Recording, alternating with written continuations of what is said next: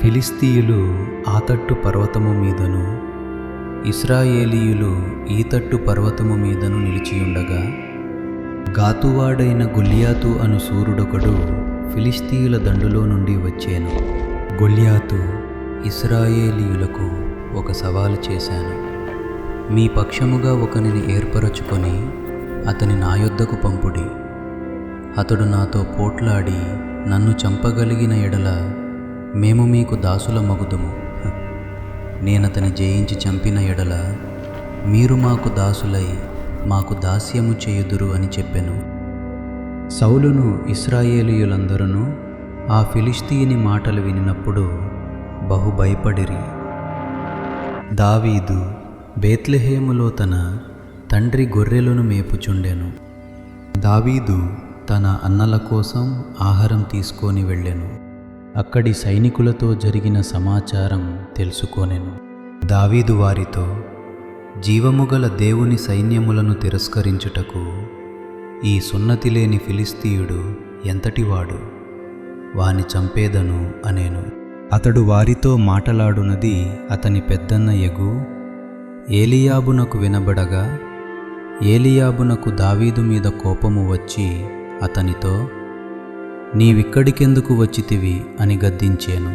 దావీదు చెప్పిన మాటలు నలుగురికిని తెలియగా జనులు ఆ సంగతి సౌలుతో తెలియజెప్పిరి గనుక అతడు దావీదును పిలువనంపెను.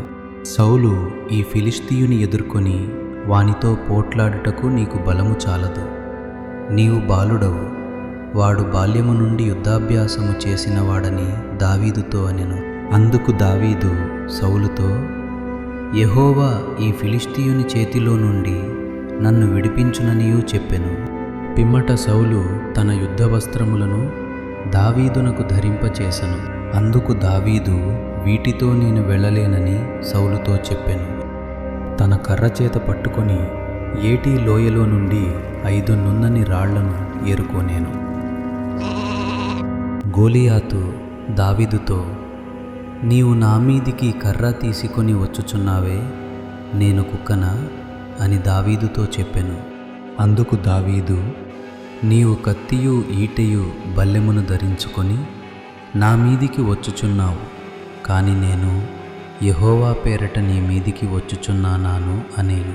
అప్పుడు దావీదు రాయి ఒకటి తీసి వడిసెలతో విసరి ఆ ఫిలిస్తీయుని నుదుట కొట్టెను.